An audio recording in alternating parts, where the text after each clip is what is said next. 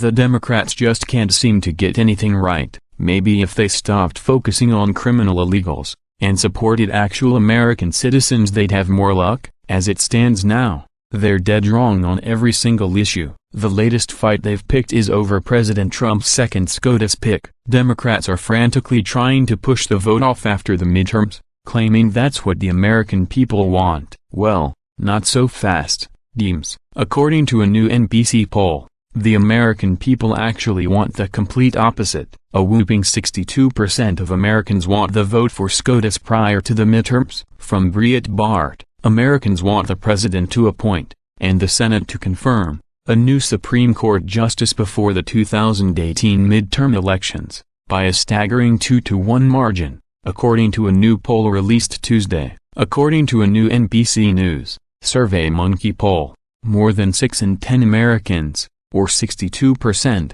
said Trump's nominee, who will be announced on Monday, should be confirmed or rejected before the elections in which control of the House and Senate are at stake. About 3 in 10, or 33%, said the Senate should wait until after the elections.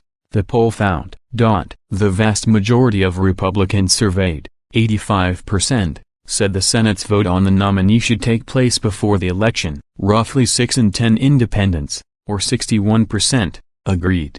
However, more than half of Democrats, 55%, believe the voting on a new justice should wait. Many Democrats, led by Senate Minority Leader Chuck Schumer, DNY, have argued that President Donald Trump should not appoint a new Supreme Court justice in an election year, and should wait for a new Congress to be seated in January. They have cited a bogus version of the rule Senate Majority Leader Mitch McConnell, RK, applied in 2016, when he said the Senate should not confirm a new Supreme Court justice in a presidential election year. McConnell, in fact, had cited a rule created by then-Sen. Joe Biden, DIDA, in 1992, the last year of President George H.W. Bush's first term. Schumer himself sought to block President George W. Bush from appointing a new Supreme Court justice in 2007, though Bush had more than a year left in office. The practical effect of the rule Democrats are seeking to apply would bar Supreme Court appointments in even-numbered years. But the new poll suggests that the public is decidedly against them,